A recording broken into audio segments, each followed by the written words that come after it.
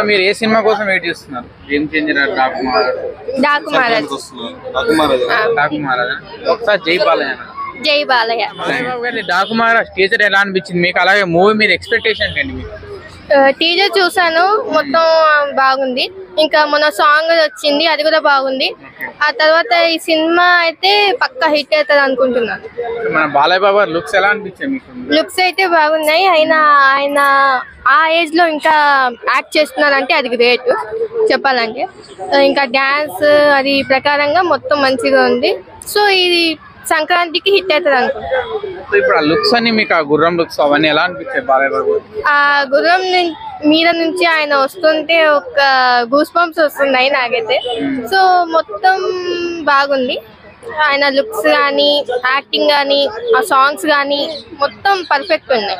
So అంటే only మన బాలయ్య బాబు గారికి తమ్మను కొట్టినట్టు బాలయ్య బాబు గారికి ఎవరు కొట్టరు? అసలు రీజన్ ఏంటని చెప్తారు?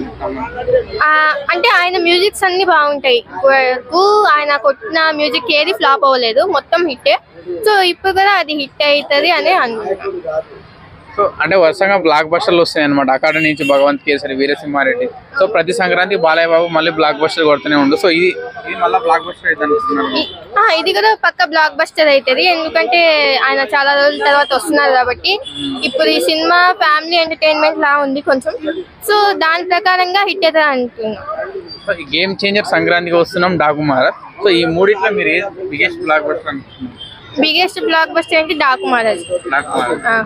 ఓకే, అంటే ఒక పాప సెంటిమెంట్ కూడా ఉంది. అంటే మన లాస్ట్ టైం అకౌంట్ లో చూసుకోవచ్చు, భగవత్ కేసరిలో చూసుకోవచ్చు, డాకు మహారాజ్ లో కూడా పాప సెంటిమెంట్ ఉంది. అవును, పాప సెంటిమెంట్ సాంగ్ కూడా బాగుంది. అలా అని నేను ఇది ఫాదర్ అండ్ డాటర్ లేకుంటే ఏమో తెలీదు కానీ. సో ఓకే, ఆ బాండ్ పెట్టారు కాబట్టి దానికైనా ఖచ్చితంగా హిట్ అవ్వచ్చు.